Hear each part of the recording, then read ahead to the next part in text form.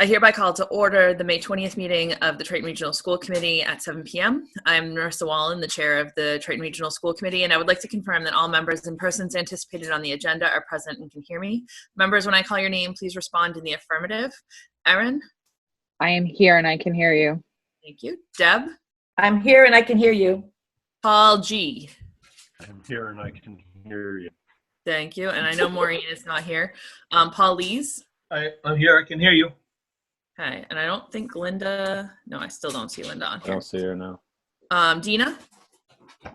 I'm here and I can see you and hear you. All right. And Tina? I'm here and I can hear you. All right. Thank you. And staff, when I call your name, please respond in the affirmative. Brian? I can see and hear you. Clearly. Kim? Kim can't hear me. She's Hey, Siegel. Assistant Siegel. All right, yeah. I can hear you. Thank you. Kyle? I'm here and I can hear you. All right. Thank you. And I think I saw David on there. Yep, Dave's here as well. Yes, I am here and I can hear you. All right. Thank you all. For this meeting, the Triton Regional School Committee is convening remotely via Zoom using the information posted on the district's website identifying how the public may join. If you are personally attending by video conference using your device's camera, please be aware that others may be able to see you. Committee members and administrators, please remember to mute your phone or computer when you are not speaking. All supporting materials that have been provided to members of this body are available on the district's website with the agenda posting unless otherwise noted.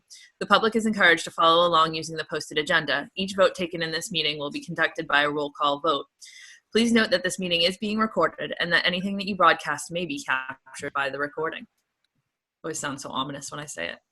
All right, I'm going to read aloud the district vision statement.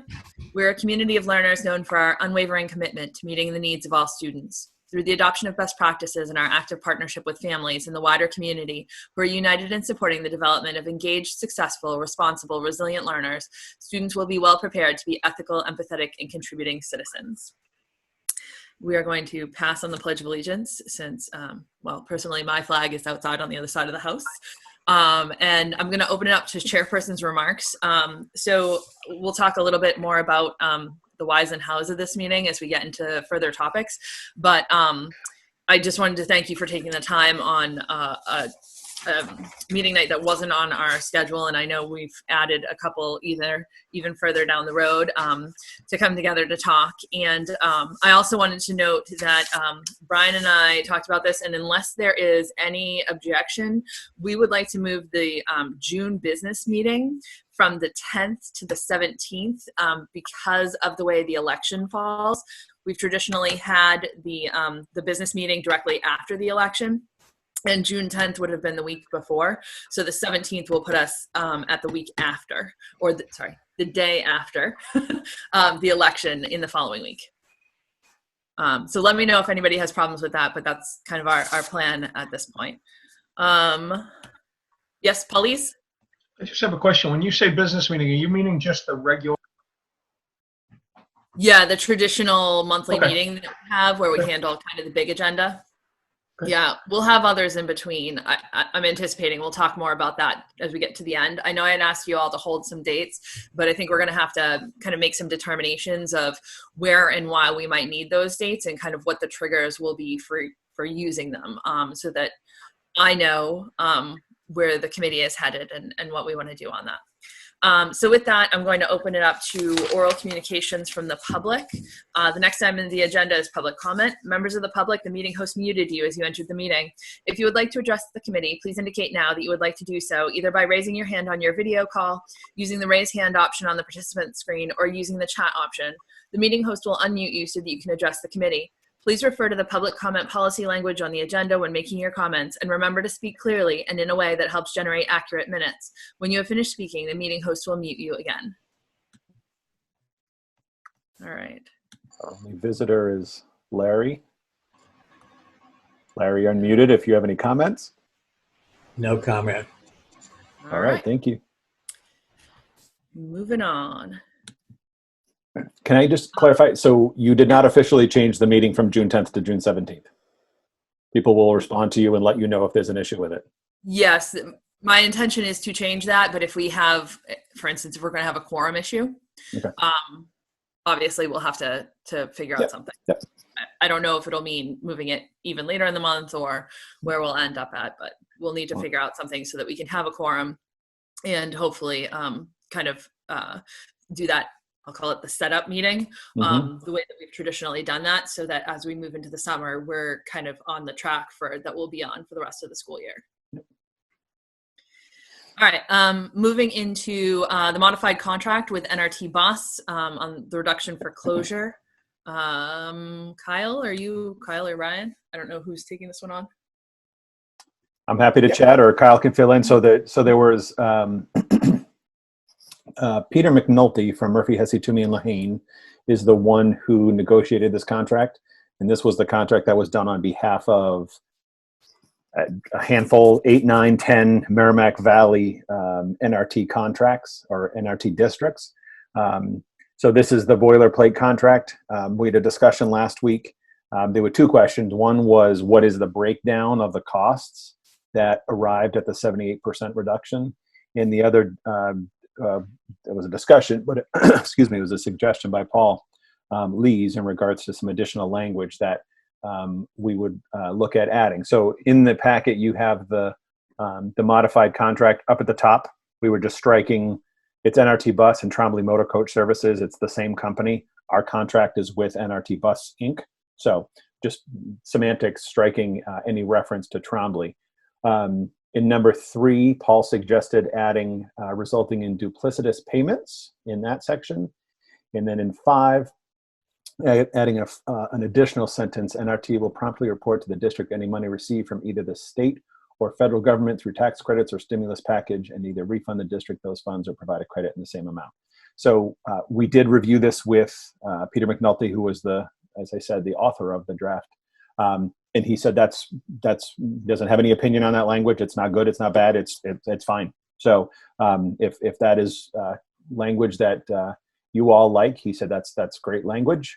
The other question was the breakdown of how we arrived at a 78% cost, or a 22% reduction. So the savings comes from the 15% that is referenced in item 3 is a reduction. That 15% is reduction in the actual cost of the contract. And that is reflective, as referenced there, that is a direct result of the CARES Act. So that is savings that John or NRT will get as a result of maintaining all of our bus drivers as employees. He will get that as an incentive, as a stimulus from the federal government. So that's 15% of the 22%. Originally, we were at 5%. So that was reflective of 3% for profit, which is what was baked, if you will, into the contract, and 2% for fuel. So that was where we started. He had agreed to take away any profit and any fuel costs. That was 5%. You add the 15% from the federal stimulus CARES Act, that arrives at 20%. And then in number, is it 5? It's number 6 that references a 50% savings in insurance costs. The contract carries the 4% of the total cost in the contract is carrying the cost of insurance. So rather than a 2% or a 4% cost, it's only 2%. So there's the other 2% savings. So it's 15% stimulus CARES Act, 3% fuel profit, 2% fuel, and 2% insurance savings. And actually, Narissa had asked the question, 2% seems kind of light for liability for an auto, a company that's providing transportation. But you have to think of the way that he is gaining huge economy of scale in that he's insuring an entire fleet of, I forget the number, Kyle, is it? 3,200 vehicles? 30, just like yellow buses. He's got 3,200. He's over 4,000 vehicles plus on the road. So when you have that level of that amount of vehicles, you have incredible economies of scale. So I will say this, Peter McNulty was very clear that literally John invited him in and literally opened up the books. Peter said, I don't think I've ever felt so confident in knowing exactly what, usually when he's arguing against someone, if you will, you usually don't get that level of detail. And John provided full detail, opened the books right up. And Peter said, this is a very fair settlement. So, yeah, so those are the changes. We're ready to move forward with any further questions answered or discussion and take it from there. So are there any further questions from the committee? All right, seeing none, can I get a motion to approve the MOU for regular day student transportation as presented and reviewed for execution by the superintendent of schools with NRT Bus, Inc., please? I'm unmuted, so I'll make that motion. Thanks, Deb. I'll second. Was that Tina? Yes. Okay, thank you. And I need a roll call, any discussion? All right, I need a roll call vote, please. So when I call your name, please respond in the affirmative or the negative. Erin? Yes. Deb? Yes. Paul Goldner? Yes. Paulise? Yes. I don't think Linda ever showed up. Dina? Yes. And Tina? Yes. All right, thank you very much. And moving on to where I think the bulk of the discussion will be tonight is the fiscal year 21 operating budget. So I've been talking a lot about this with Brian, and I wanted to bring this back to the committee because I'm not sure what direction the committee wants to take at this point, and I don't feel like I can provide direction to the administration. So first of all, to give you a little background first, so obviously we passed a budget back in March. Things have changed quite a bit since then, I would say. There's a lot of different kind of aspects of what could happen to that budget. Probably part of it's going to be on, our expenditures moving forward. It's entirely possible. I mean, we don't know what to expect, what the state's going to tell us at this point. We don't know what what restrictions might be in place come September. So there's a lot of unknowns there. On the flip side, the revenues, there are some knowns. We met with the DCC last Thursday night. The DCC, all three towns, voiced that they intend to hold their town meetings in June. They have a variety of plans to do that. Newbury is actually going to use the high school auditorium in order to host theirs. So they are intending to hold theirs in June. The state has given us a method to apply to ask for a 1/12 budget to be put in place in case those meetings are not held. One of the things that we had heard from those towns was that they are going to be continuing to watch what the governor has to say and what kind of guidelines he puts into place as far as gatherings of people. I know that I think it was Neil who said it during the meeting that he would even hold like a drive-in style town meeting if he had to get around the gathering restrictions. But, there's obviously a lot of unknowns for the towns on that as well. All three voiced that they do believe that they could continue to support the assessments from the March budget. So, fiscal year 21, I guess, is going to take somewhat of a hit, but not to the point that they couldn't continue to support those assessments. But we heard from all three of them that that fiscal year 22 and beyond is going to be more of a struggle for them, likely, based on what they're seeing right now. The other side of that, though, is our state revenues. I sent you a few links on those state revenues, and it's not looking good. Mass Taxpayers Foundation was citing an additional $6 million drop yesterday, or sorry, Monday, I think was the day that their latest report came out. So obviously that's not good. I watched the Joint Committee on Ways and Means had hosted a session. None of it was positive, I have to say. So I think I think we don't know what's going to happen. In listening to, I also had sent you a link to a meeting that that Brad Hill had with Hamilton Wenham's school committee in towns. And, you know, I think he had said in that, you know, he could expect a 20 to 25% drop, but there's a strong possibility that that could be backfilled by some federal dollars as well. So the state might not be standing alone in the situation that they're in. They may get some backing from the federal government that changes that. I don't know what numbers to count on. I've reached out to our legislators, and they don't know either at this point. The state has changed it so that the House Ways and Means, which is usually the first kind of starting point for the budget process, it's usually happening in the second week of April. They're now required to have those out by July 1st, their report out by July 1st to start the budget process. Senator Tarr said in the Hamilton Wenham meeting that he wouldn't be surprised if the state went month to month into the fall and didn't have a final budget until then. So there's a lot of unknowns there.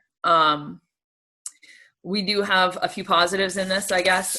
Brian, you know, in addition to great support from our towns, Brian had shared with me today that the collaboratives will be flattening tuitions, so there won't be any increase in tuitions for fiscal year 21. So that's not something that we'll have to contend with. But at this point, I wanted to bring it in front of the committee and put it before you. My instinct at this point is that I don't know if the towns are going to be able to hold their town meetings, either because there may still be such tight restrictions on gatherings that they simply won't have a scenario that they can hold them, even though they have them scheduled right now. Or if we even get to those dates, if they don't have a quorum, then they can't approve a budget. And if we don't have a budget approved by July 1st, you know, we're essentially, we continue to operate, right? but we wouldn't have an approved budget, which is what we really need by July 1st. And that's the scenario where where DESE is asking districts to apply for the 1/12. So that's something that I think we need to consider of if we don't have an approved budget by July 1st, kind of what that would look like for us.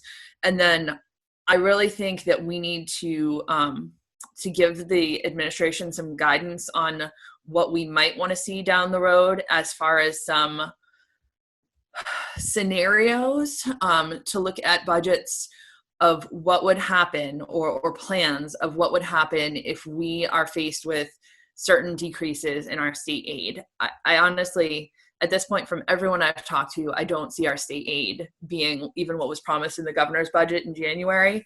And in the most dire kind of situation, talking to Brian about this, I mean, in the most dire 25% cut, we were looking at a $2.2 million hit to our revenues, which is obviously very significant for us.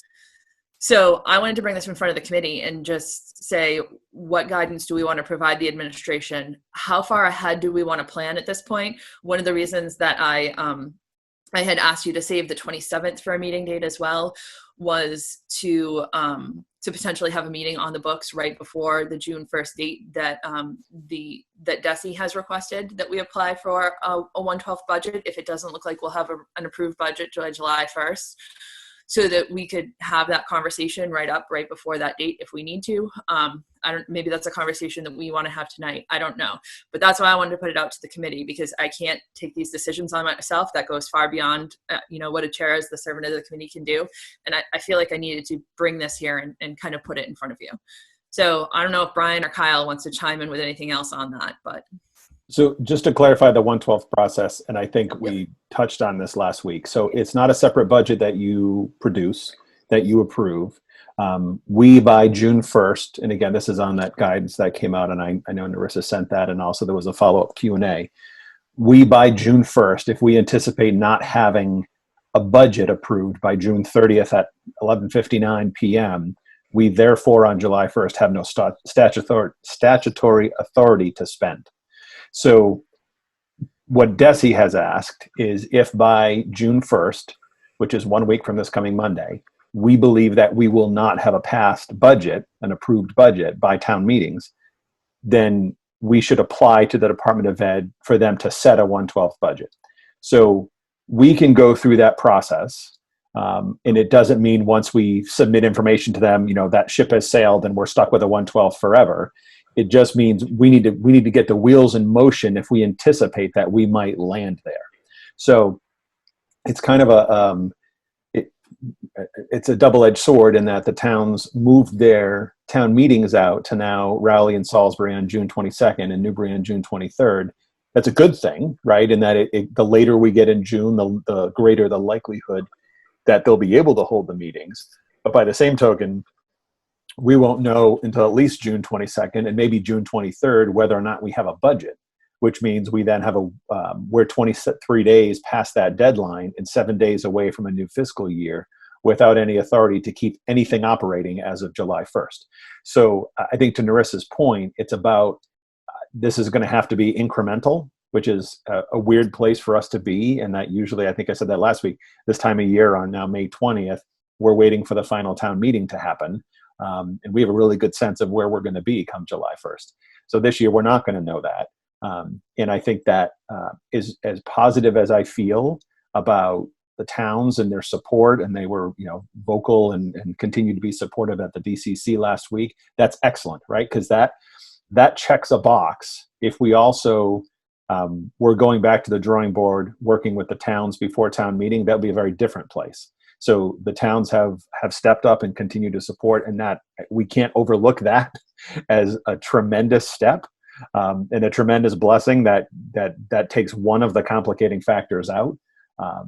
But even if they pass by 2 of the 3 towns and hopefully 3 of the 3 towns, that still doesn't take us out of the woods for the other losses, as Narissa spoke about. So, I personally, I know Rep Hill talked about 20%, and they were hearkening back to 2009 when the last recession happened, and that over the course of years we did get there, but a lot of that was backfilled with ARA stimulus funds.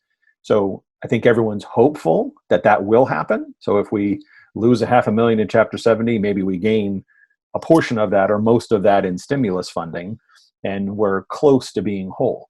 I think if we come out of this, as a worst case scenario, not getting any increase in Chapter 70, we lose 68,000, workable. 100,000, workable. 200,000. Okay, we can work with those numbers. If we start approaching $1 million, $1.5 million, $2 million, that's catastrophic changes in regards to the way the district operates as of today.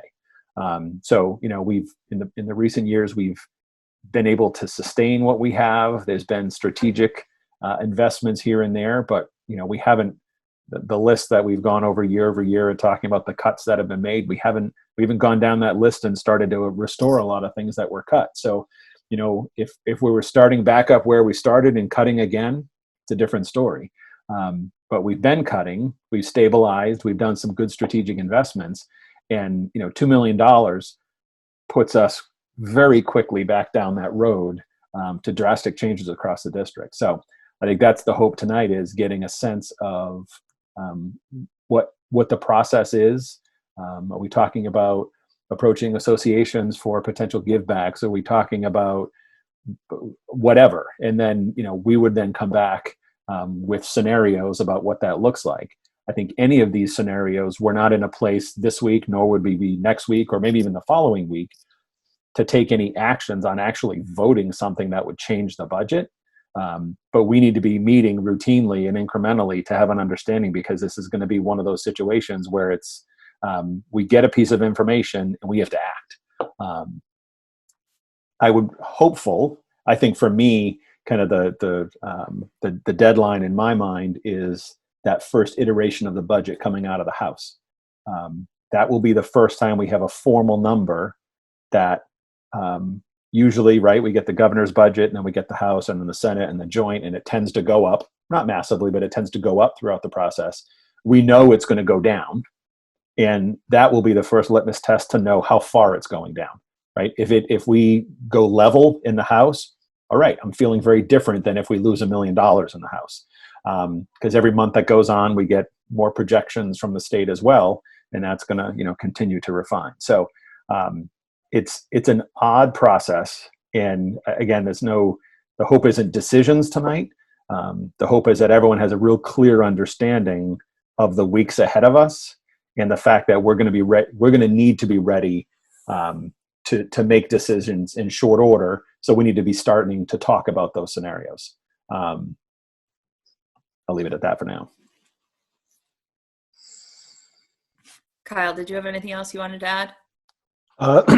No, nothing specific. I think Brian hit it perfectly where I like that we have these meetings lined up for the next few weeks because there's been certain pieces of information, even with the application for the 1/12 budget with the June 1st deadline, we're still waiting on that application. So once that does, because of those delays, it's forcing us to act very quickly.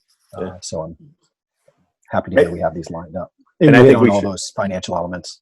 Yeah, I should say too that we've never been in a 1/12. There are districts who land in 1/12. It is their norm, but the application that Kyle's speaking of, that's obviously going to fall on him. And we don't know what the application looks like because this isn't.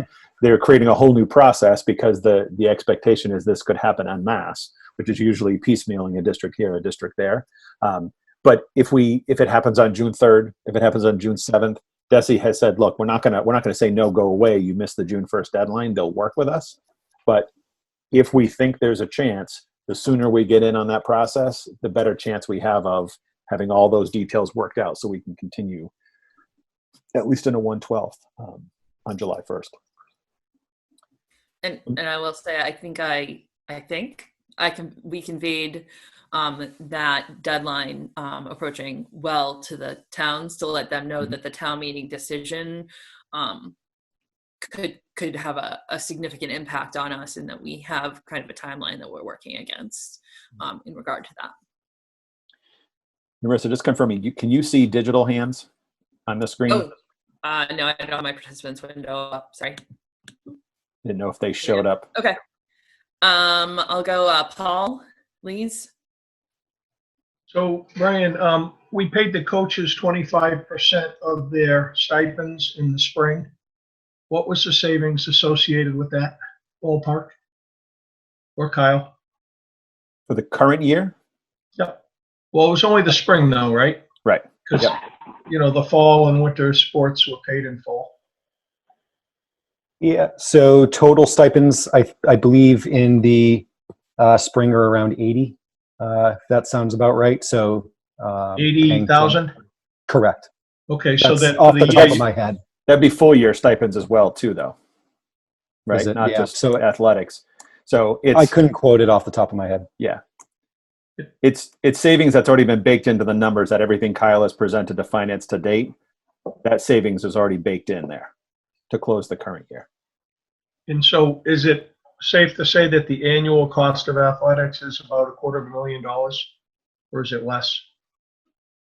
The total cost of athletics? Right. No, is upwards of $500,000.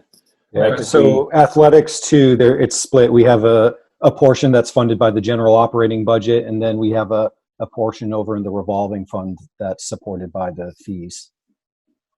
Okay. And so another question I have is we did just complete our teacher contracts.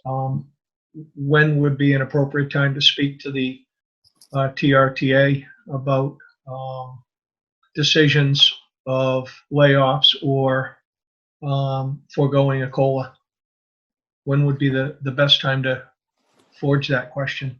I think now, right? I mean, I don't think we're in a place. I think any discussions that you would have in approaching any of the collective bargaining associations, there's 5 of them, and then there's the rest of us, individual administrator contracts or all support staff.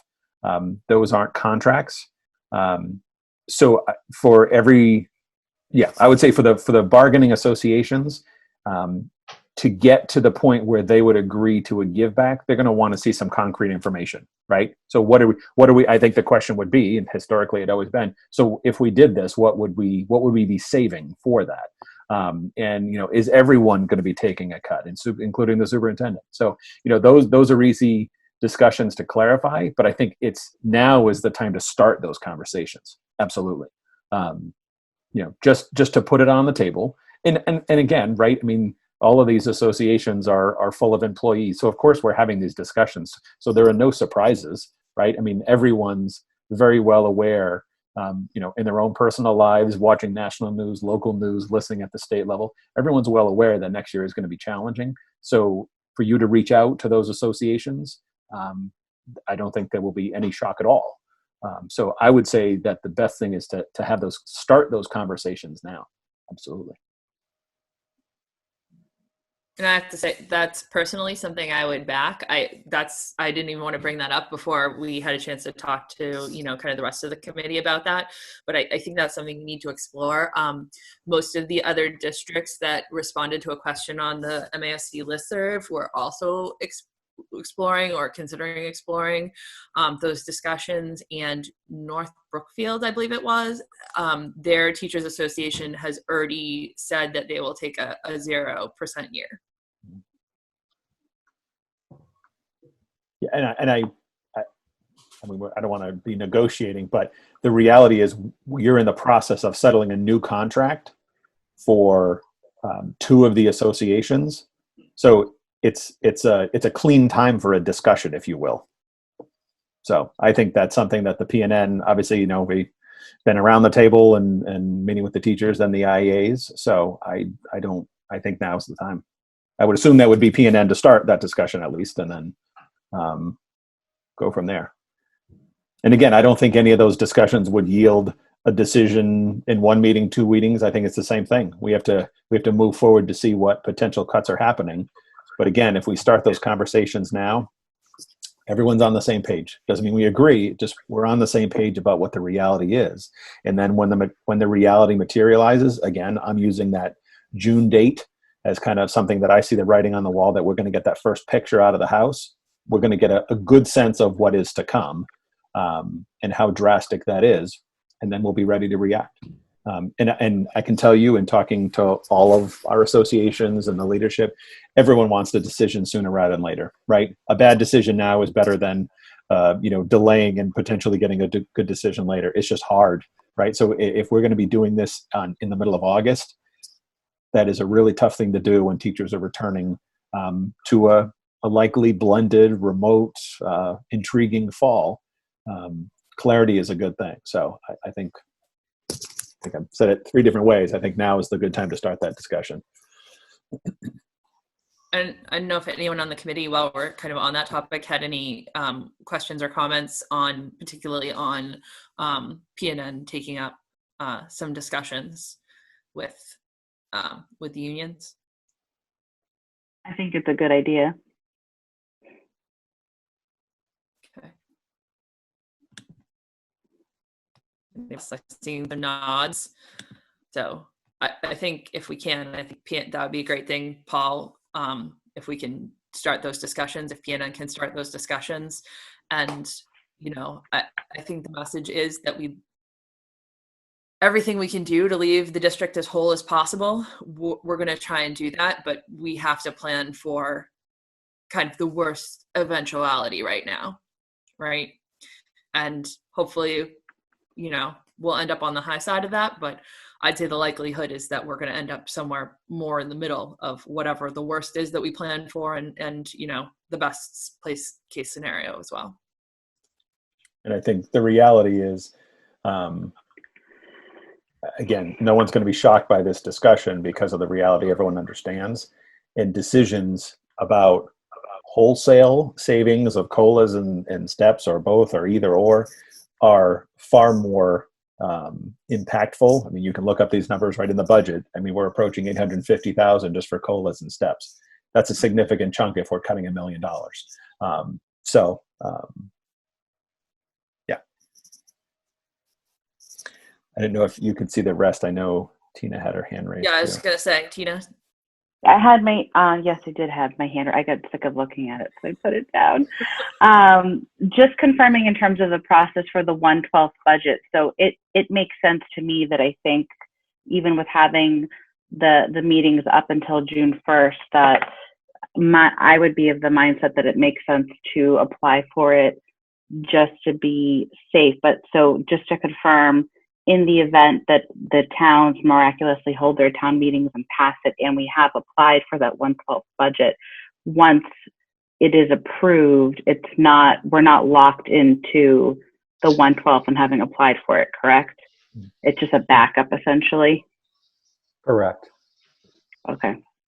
That's what I thought. And the other sort of question or comment I was going to make, because my thoughts are swirling too in terms of what we were just discussing in having to change the budget based on what we get or don't get from the state rather, but how, and we don't have to talk about this in detail, but how the school year is going to look in the fall in terms of what guidance we're going to get from the state in terms of it being a hybrid model or continued remote learning, and what savings we could see from that. And I'm just thinking, would the cost of the student per student go down in event that we still continue with a remote learning plan, and maybe things are changed a little? Like if some folks, or if there's a hybrid model, I've talked to some people that have said even if they go back to school in the fall, they will not be sending their kids back to school in the fall. Mm-hmm. So what might the options look like for those students, and how that might impact the budget? Those are some of the things that I've been thinking about, and certainly don't have to get answers tonight, but I'm wondering if there's like a deadline in which, as you said, it'd be better to make a decision sooner rather than later, but it's also difficult to do that when things are evolving. So I'm just curious. So the one thing we know for certain is if we're bringing students back in the fall, we need to change our setup, our offices, right? When you go to the store now, you go and there's plexiglass at the counter. So all of those types of things. I know Kyle was already had the discussions with Chris Walsh and starting to unpack that, how we could change our offices to make sure that they're equipped to protect those specifically, the secretaries and receptionists who are sitting there would be the first point of contact for public coming in. Nurses are looking at, a mass order of PPE to make sure that they're protected. Obviously, a nurse thinking through nurses' offices, where would a regular someone come down to get their medication versus someone who's feeling ill, and we're obviously going to have to treat them differently. So nurses are thinking through that as a group through the lead nurse, putting together an order, likely a very large order of full PPE, not just mask and gloves, but full gowns and face masks and all the things that you would see in a hospital. So as Kyle has noted, I believe he noted that last week, and he's been in contact with MEMA and FEMA, and there is resources available that could pay for those types of things. We don't have to just rely on that the CARES Act money we've talked about that we want to defer to next year.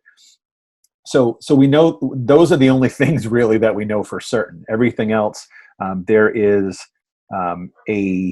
I don't know if it's called a task force, but it's a group of there's a couple of superintendents, larger district superintendents on up through John McCarthy, who's the owner of NRT, and teachers unions, and you name it, a group of 20 some odd individuals, maybe more than that, 25 plus, that are meeting, and their goal is the reopening of schools. So their first focus is the summer, and that's the ongoing discussion that is eating all 27 hours a day of Dave's life right now. We're trying to figure out how do we provide an extended school year program.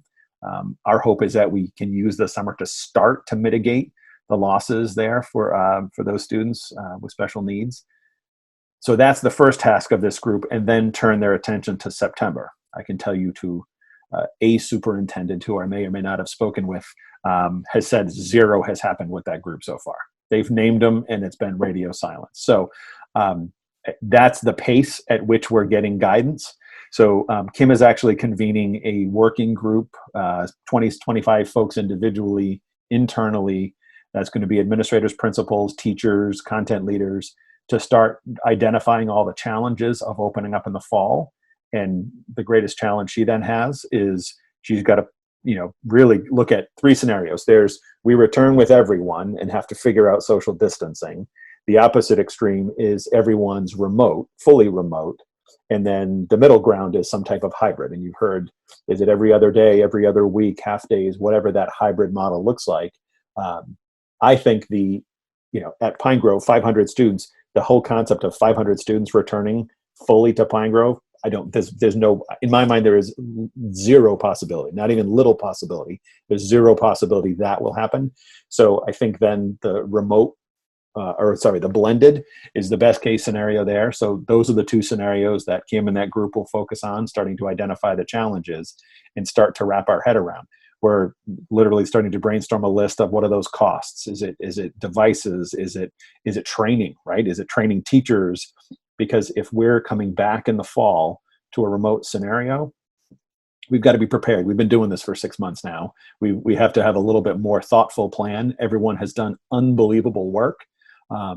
But everyone has been in survival mode as we went remote overnight. So we need to be a little more thoughtful and a little more proactive in regards to training and PD. So the answer to your question is there's zero things concrete. But the reality is there will likely be as many added costs as there would be savings, right? Transportation continued like this. We're pretty certain there would be savings, but there are likely going to be added costs in other areas. So it's a reality, right? I mean, that's the greatest challenge is doing everything all at once this year, trying to learn how to do everything remotely in a pandemic, educating kids in that manner, and also at the same time to potentially trying to guess what that cost might be and then getting the budget approved in order to do that. Everyone believes that fiscal 22 is going to be a challenge, and I certainly am in that camp, but I at least look to that and think, oh, great, we have a year to plan, right? I mean, we can do a lot when we have some runway to figure out how to take the plane off and land it. When you're working on a 400 and whatever, a short runway, it's near impossible to do it, and that's why we end up in these situations where we're just going to need to meet routinely and be ready to react. Yeah, it sounds like a logistical nightmare, and all I can think and wish for you guys is, I don't know, God bless you, because just thinking about it from my perspective as a parent and community member, I can't even completely wrap my head around it, except for the simple fact that I know I've had discussions with my husband, especially because our kids are so young, that as much as we want them to go back, and if there was a hybrid model to send them back, would we send them back? So in my mind, I was thinking, well, how many people are thinking the same thing? And could there be savings associated with that? But to your point and all the things you mentioned, there are going to be a lot of other things that we're going to need to be doing to also make those accommodations. So obviously, if you guys can just keep us abreast of all the things you're working on, that would be great. Yeah, and the other discussion, and I've mentioned this to Narissa, I've already had a discussion with Sue Densmore, who's the president of the TRTA, to assume that we're going to be having discussions throughout the summer, perhaps formally through the PNN, but certainly informally, and I would suggest formally to have an MOU, because if we're going to return in the fall to anything remote, then we're going to have, again, we have some runway here, so we need to formalize that structure a little more, so we can be a little more planful. So, yeah, odd place to be that we literally have to take it week to week. It's certainly not my comfort zone. So, Paulise. So, Brian, is there any benefit to reaching out to the teachers, and not to isolate the older ones, but that's where the question is directed at, to see if they just don't want to be remote teachers in the future, so that if we do get to the point where we have to make staff reductions, we're in a better position, maybe with volunteers. And I just throw that out there. I know in my business, I'm actually entering the last decade of work soon, according to the Social Security Administration. And I am seeing some of the listserv out there that, the trial lawyers don't necessarily want to try cases remotely to judges only in the event that we don't get juries in the future. And so I just raise it, to see if there's anybody out there, because, in my business, there are people who just saying, I'm kind of done. Yep. I've had enough. So yep. I just throw it out there. Yep. I mean, I will say there are folks who were on the fence about retiring, and they've chosen to retire over the last 3 months, or, as of the end of this year, but have made the decision. I think from a budgetary perspective, the likely scenario there is providing some kind of retirement incentive. So again, the way the pension works is you max out your pension in your final 3 years. So someone going out at their full pension could lose 20% of their pension if they stopped 3 years early, 20+%. So so there generally has to be, it's a lifelong impact for someone to go out. So usually that's where we look at a retirement incentive if that's the case. And in years past, every time we've analyzed that, because the retiree carries medical benefits with them, the cost of that package, we lose the cost of the salary for the retiree, but then we have a replacement teacher plus a new benefit package, often is in the same ballpark as the cost of the more veteran teacher. So there is sometimes some savings, but it's rarely any kind of windfall savings. And in order to then incentivize retirement, we have to have a sense that there would be several people who would take advantage of that. And then we also, if people have already identified that they're retiring, we would also have to pay them the same incentive. So on 99 out of 100 days, usually some time of retirement, in my 15 years, it's worked one time. We've done it, that it actually, it generated savings for people, and it worked for them and it worked for the district. But it's a discussion we would have. Absolutely. Absolutely. Yep. So I hear what you're saying about the ordinary course, Brian, but Yep. we're not in the ordinary course. And as much as I respect what you say about incentivizing, I just didn't hear that word. I thought I heard something like it a few times, but I think in this day and age, I see people all over society that are giving back. So Yep. That's my 2 cents on it. Yep. Yep. Absolutely.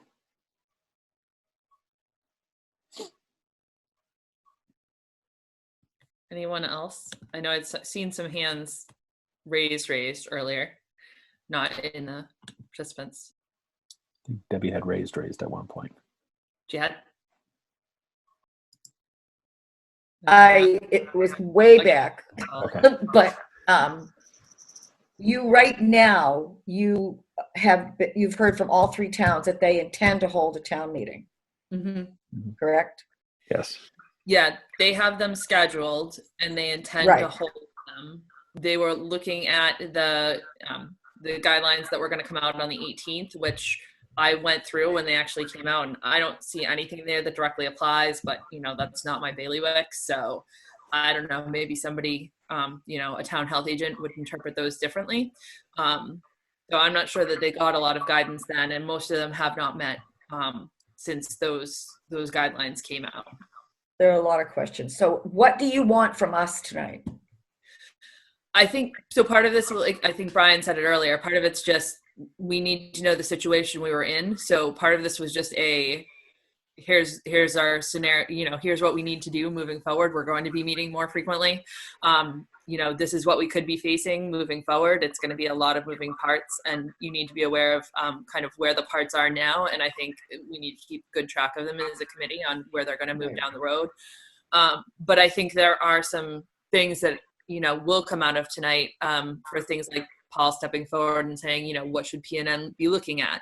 Should we be having those discussions? And where we need to start those early, I think we need to do that. I think Brian independently has been aware that there's a possibility, strong possibility, I would say, of not getting the full amount of state aid that we thought we were going to get at the time that budget was coming together in February and March.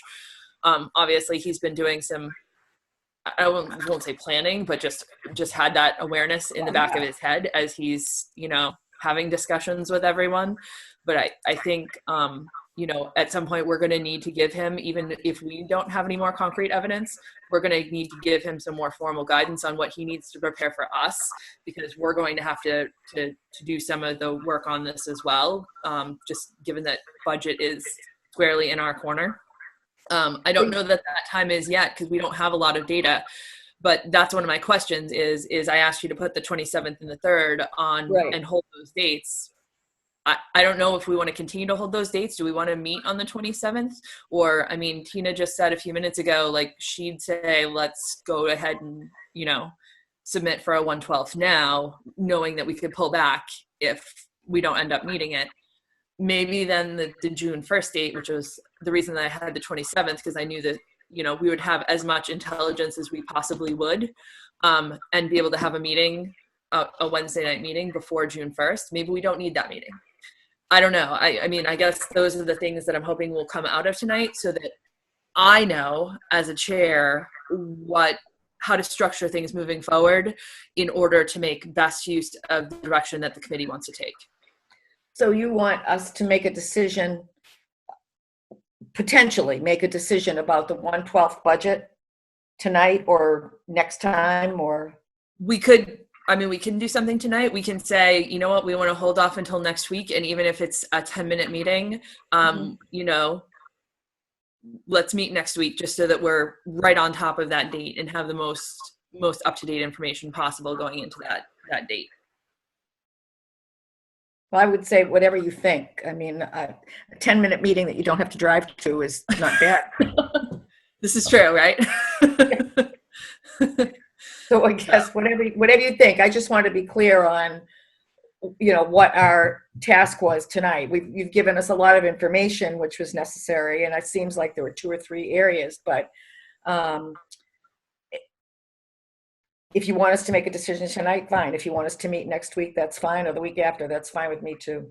Yeah, I think either of those options are open. So that'd be something that I'd want to hear from the committee as to whether we want to know that tonight, and give Brian and Kyle kind of maximum time to prepare, or whether we're in a situation where there can be preparation being done, but we want to wait up until the very last minute. Although, and to be fair, this was a conversation that we had too that hasn't been rehashed here. Salisbury has a quorum of, I think, 125. Raleigh's quorum is 100, and Newbury's quorum is 40. I can speak for Raleigh. I've attended all 3 town meetings, I will say, but many times they've been in hot button situations, so they've had a quorum fairly easily. When there are no hot button issues, I know Raleigh has a very hard time sometimes getting to that 100-person quorum as it is. I don't know. I don't know how likely it is that they'll be able to get a quorum in the situation that we're in right now, even if social gathering guidelines allowed it. So it could be that we're not even knowing until the 22nd and 23rd where we're at with a budget approval. And we can gain more. We can get more information. Again, like as Kyle said, we don't even have the application yet, so we know there's something coming, whether it's an Excel file or a web form, or we don't know. But so Kyle can attempt to get information through MASBO and through DESI in regards to how they would suggest we approve this. We can't be the only district that's now waiting until late June to know, right? So we feel good because the towns are supporting us, but as you said, Narissa, there's still a wild card of whether the quorum can be met.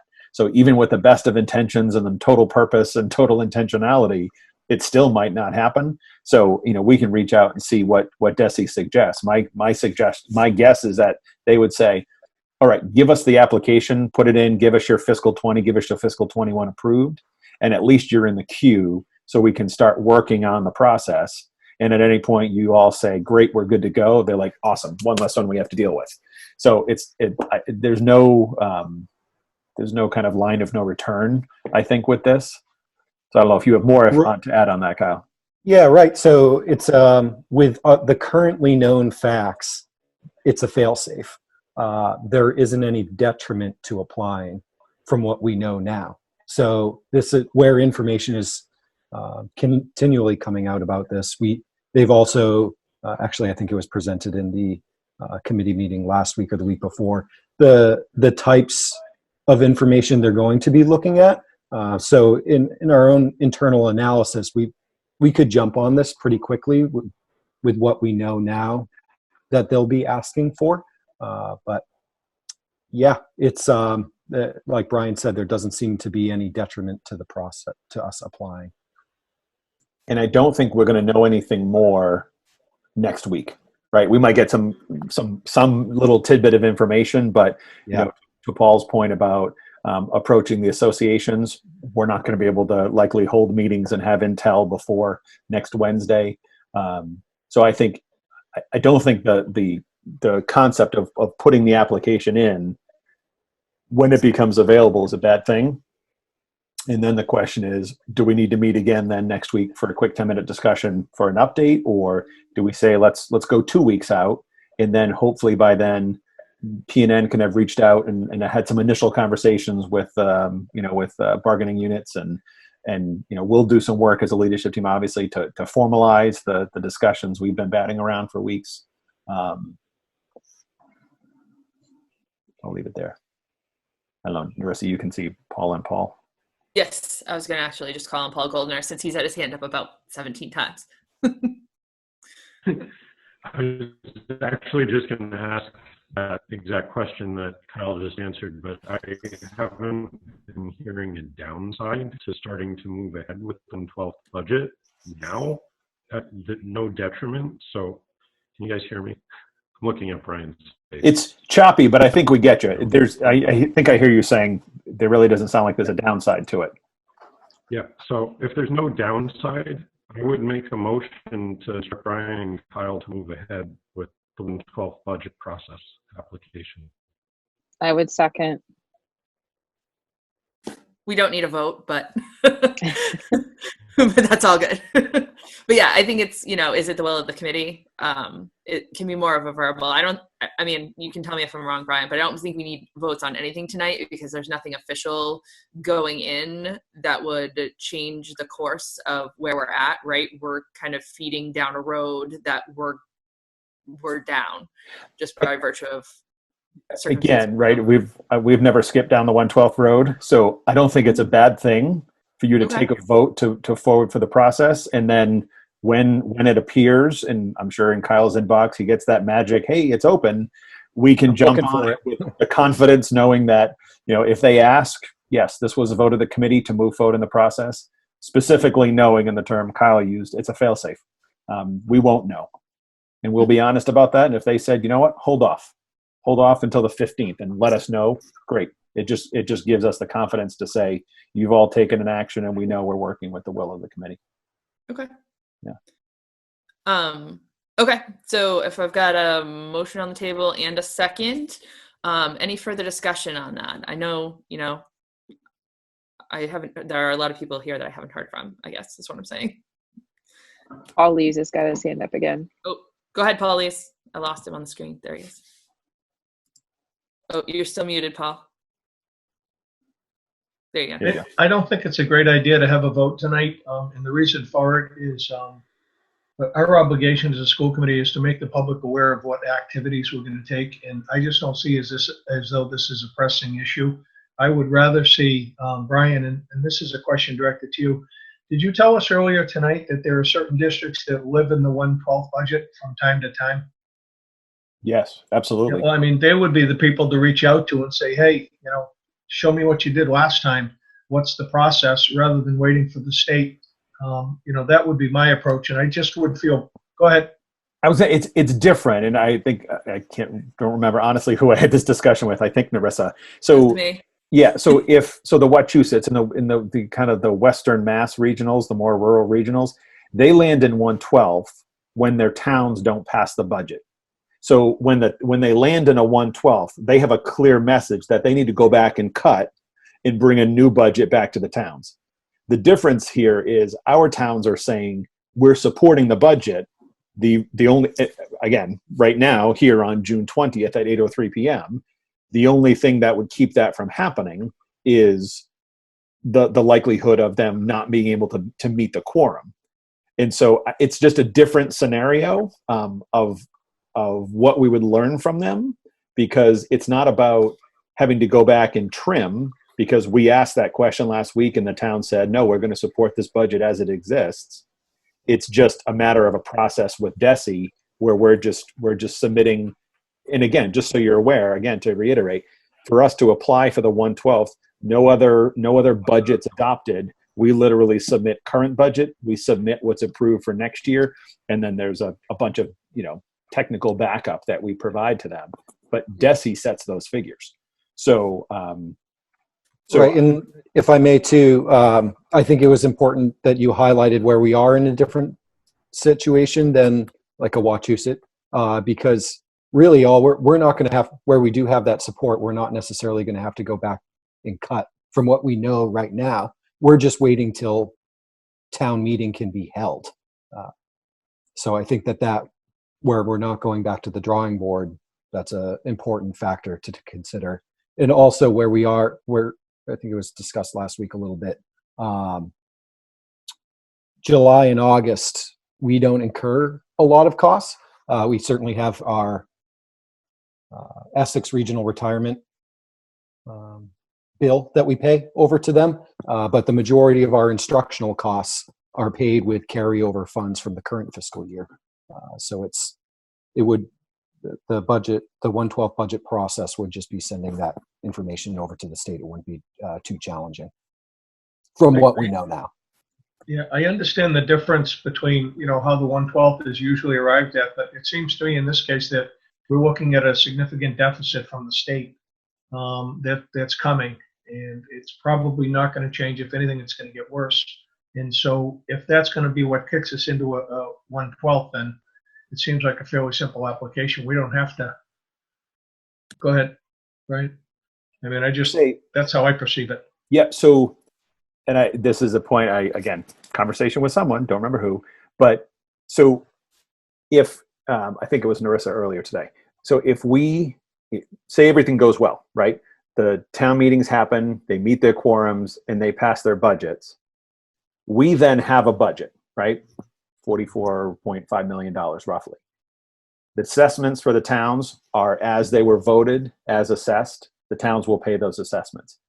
We then, if Chapter 70 changes, if circuit breaker or regional transportation is cut, we then have to make cuts to we're not going to necessarily adjust the budget. As far as the budget, quote unquote, process, the budget's done. We have a set budget at $44.5 million.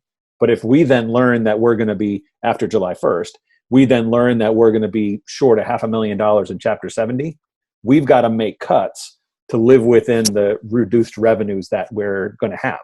We would adjust the budget eventually, but there is no formal process where we need to go back to the towns to redo the budget and have them take further action. So it's not the Chapter 70 loss that's going to kick us into the 112th. That's going to be well beyond the 112th probably. That's just an extra complicating factor. So if we also end up in a 112th and we're dealing with the Chapter 70 state aid all at the same time, that's the double complication, which I've said all along. It would be, unbelievable that the towns are willing to support the budget and move forward and check that box. So we can say we're locally, we understand where the budget is. We then just have to manage we then just have to manage state aid and figuring out that impact. But it wouldn't be the Chapter 70 aid that's going to kick us into the 112th. Sure. As Brian pointed out to me earlier, and it's absolutely true, we almost always have overs and unders in our state aid based on the estimates that we made in February and March, right? They never match up exactly. But what we traditionally do is do an amended budget in the springtime when we have a really good idea of where that impact is, so that when the budget goes back, it's a true kind of reflection of where we're at, not just the reduction in revenue that we may have seen from the state. So it's really about the town meetings being held. I talked to Wachusett, Narragansett, and Dighton Rehoboth School Committee because they have recently been in 112th. And so in the past, it has been quite different. I know they, as soon as they knew they were in danger, they would submit through the regional schools group at DESE was their traditional entry point. And that was like a one-on-one discussion that they were having with DESE. It wasn't a kind of this mass entry. Jay Sullivan at DESE has said that he expects many, if not most, regional school districts to be in 112th coming into fiscal year 21. So they're really, I think, looking for kind of a mass setup here where they really need to kind of bulk process, for lack of a better term, the districts that are going into 112th. Those districts, kind of the feedback I got was that it was definitely not a good situation to be in. during the summer months, but they typically were able to hold on to their personnel changes and things like that they had planned as part of the school committee budget, and would do that by putting off things like booking PD and things like that, where they didn't need to, would traditionally have incurred some costs during the summer months, supplies, that type of thing, and they would push those later into the school year so that they could kind of support the new additions and the personnel that they needed to support during those summer months. And it really became devastating at the point that they were moving into the school year. So if they hit September in a 112, that was when their situations got really dire. And being in a 112th wasn't a good position to be in, but they were always, their goal was to get out of it before school started, so that they could kind of minimize the impact on their districts. Dina, did you have a question or comment? I can see your lips moving. There we go. I think that we need to take this vote to be prepared for a 1/12 budget, because as we've already heard several times tonight, we're not going to be the only ones in this situation. There's going to be plenty of other districts who are going to be scrambling at the last minute to do the same thing. As Kyle has pointed out, we don't know what that application is going to look like yet. It may be simple. It may be more complex. Who knows? I'm hoping the state makes it simple, because they're going to have a lot of regional schools budgets to be looking at. Nevertheless, I think we should just be prepared to do it. If it's a fail-safe, as Kyle has said, there's no harm in doing it. We have it if we need it. If we don't, nothing to be done with it then. That's just my 2 cents. So All right, thank you. Just to clarify, Anything so else? I don't believe there's a vote required, but I don't think it's a bad thing to vote. But what you're voting is to just submit an application, right? Right. Well, actually, I do think I would recommend that we do take a vote, because it is budgetary. So, Yep. But you're not just that to it's confirm. binding, we're not saying that you have to do it. Yep. We're just saying if we need it and the application is there, do it. And then we can have it ready. And if we meet on the 27th or even June 1st and we decide that we need it, well, then it's ready to go, and we just move forward quickly. Yep. And just to make sure that people understand that you're not voting a new budget. You're voting to just basically say we may need some help to the Department of Ed. Yep. Any further discussion on this before we take a vote? No, Deb says we're good to go. All right. So we need a roll call vote on this then. Erin? Yes. Oh, there she is. Deb? Yes. Paul Goldner? Yes. Morgan's still not here. Paulise, are you still? Yeah, Paulise is Yes. still here. All right. Linda's not here. Dina? Yes. And Tina? Yes. All right. And I'm a yes as well, so that's unanimous. I would just ask Brian and Kyle, so I guess I should say this to the full committee, my inclination at this point, because this is the way I've been thinking of the schedule, would be to then cancel the meeting on next Wednesday, unless Brian and Kyle learn of anything that is unexpected during these conversations. So if you hear of something that's a drawback to submitting, or prior to the thing, or something that's not, able to be just a strict communication, this is what's going to happen, here's where we're at sort of thing, that could go out by email. But if it's something that could warrant a discussion or possibly change a decision, that we hopefully can, hold that meeting, even if it's 10 minutes, just so that we're getting a buy-in based on the most current information. Yep. Should And we it would not just be- need to post that obviously by Monday, which is Memorial Day. So we'll, Yep. Kyle can connect and see if there's anything that we can learn before Friday, evening. And that way we can just put a simple agenda out and post it if we think there might be a need. I would say I'm fairly confident that when he asks Desi, they're going to say, wait for the application. So we're not going to learn anything new before Friday. Yeah. I'll make the call. I don't mind. Yeah. He likes talking. Okay.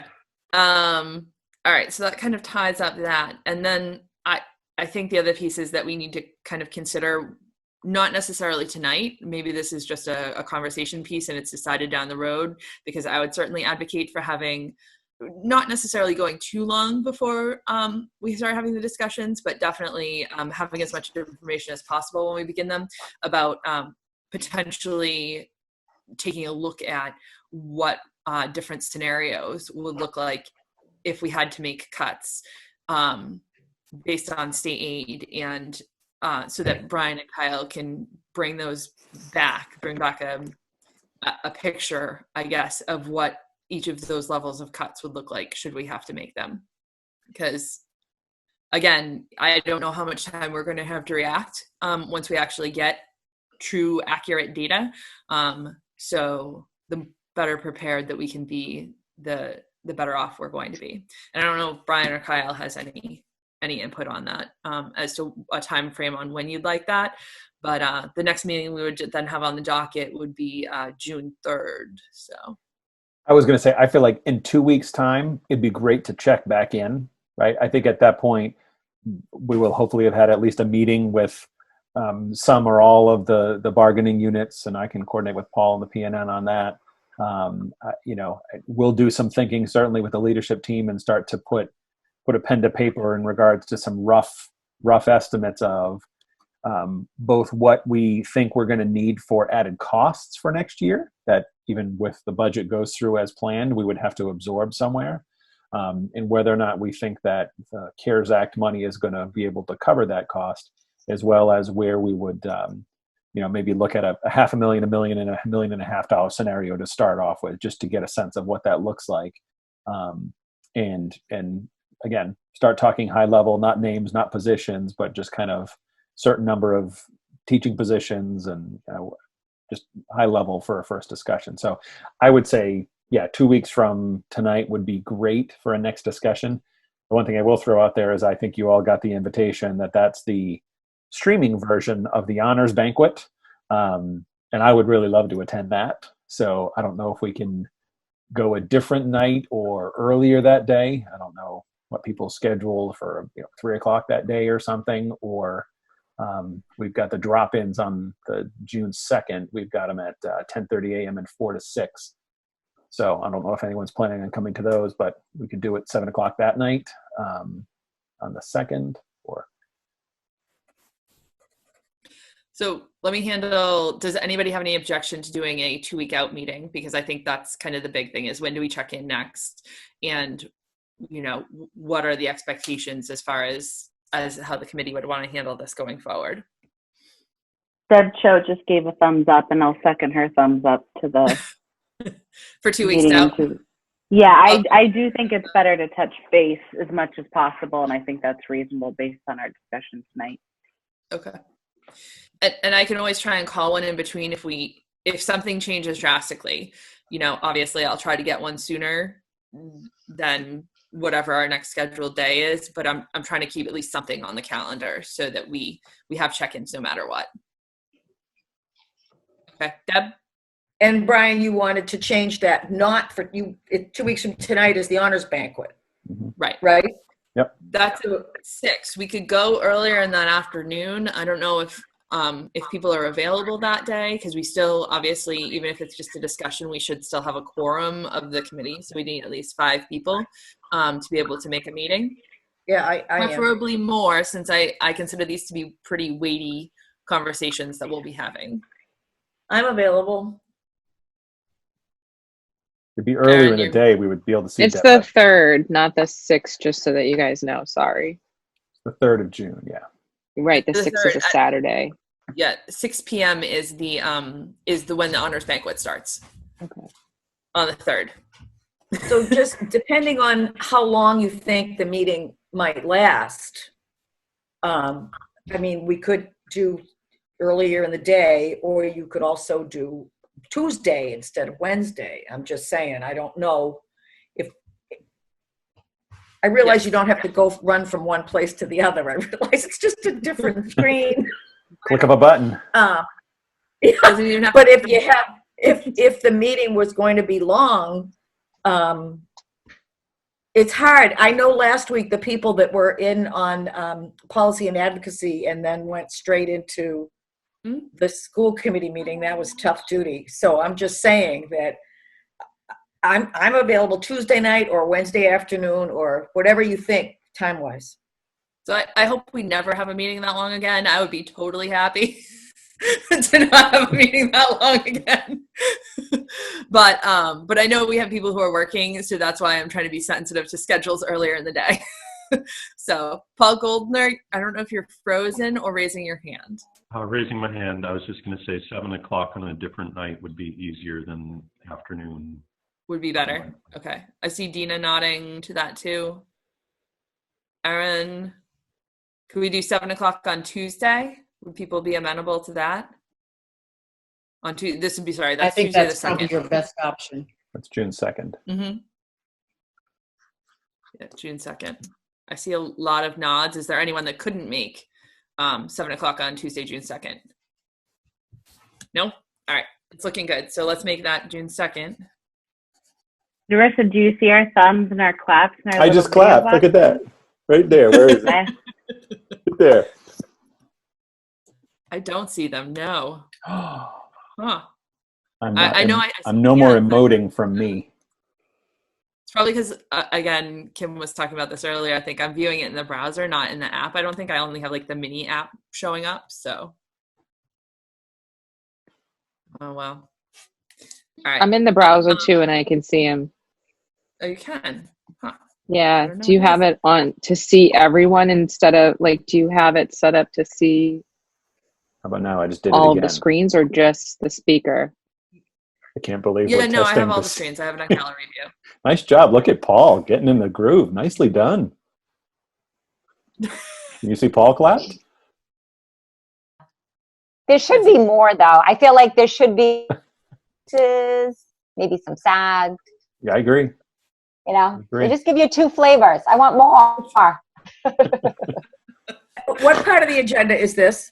Just asking. I was just going to say. Public This is very emoting. important stuff. All right. So I think that's where, unless people want to discuss more tonight, I don't see anything at this point that would cause us to need to. Yeah. Okay. That's kind of where I was at. There's nothing that would cause us to need to have additional discussions tonight without a ton of information. Well, we can have one hopefully in 2 weeks with more information and continue to have meetings after that.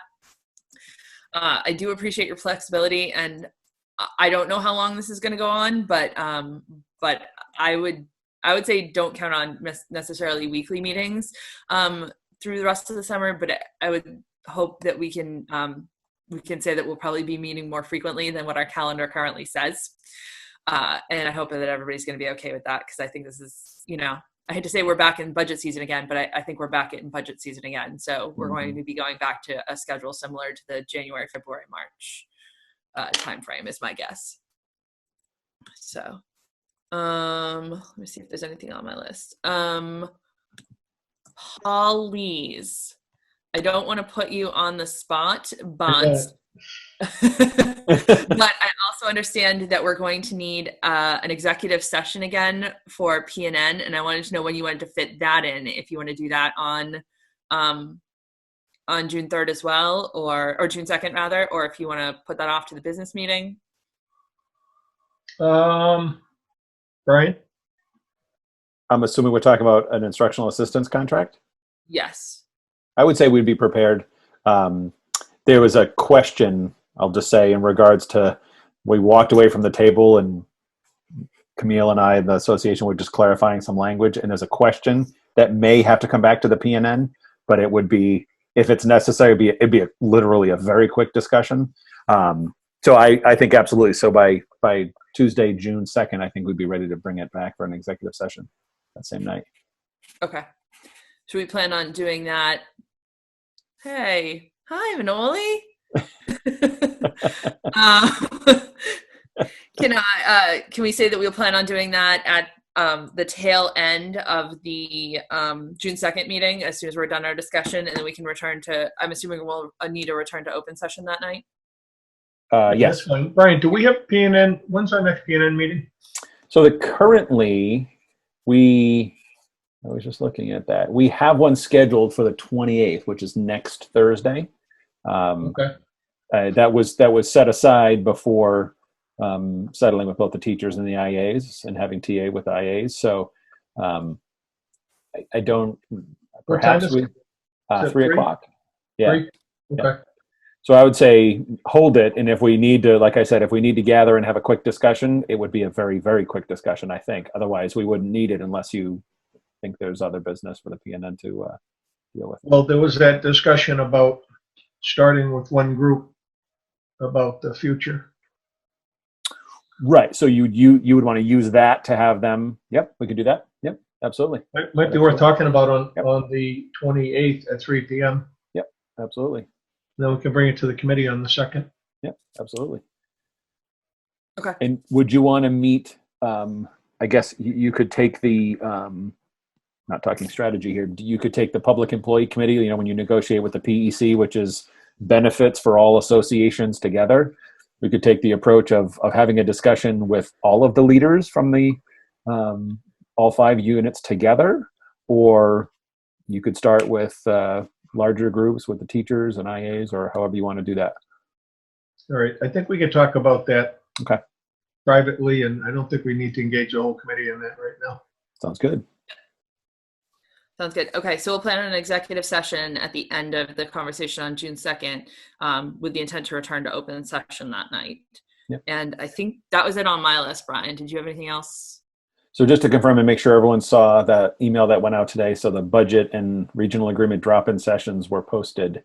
So Tuesday, the 2nd of June at 10:30 a.m., Tuesday, June 2nd at 4 p.m., and then we'll meet that night at 7 p.m., and then Thursday at 3 p.m. and Thursday at 7 p.m. So we tried to choose a kind of smattering of one morning, 2 afternoons, and 1 evening. Seemed to be the best times to make sure we can try and hit everyone that might be interested in attending one of those. So I don't, Kim, Dave, or Kyle have anything else to add. I don't think there's anything else to add. All right.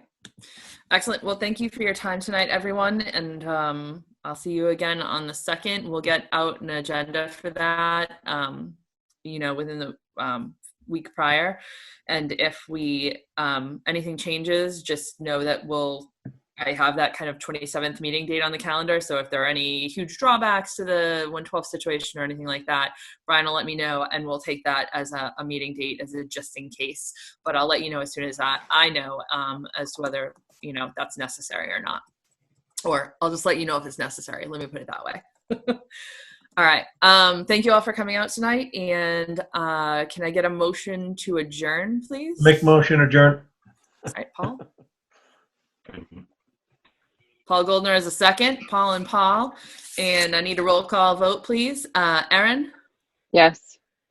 Deb? Deb? Oh, Deb's there. She's yelling. Yes. Paul Goldner? Paul Goldner? Yes. Paul Lees? Yes. Linda? Oh, no, Linda's not here. Dina? Yes. Tina? Yes. And I'm a yes as well. Thank you all. Stay safe and be well.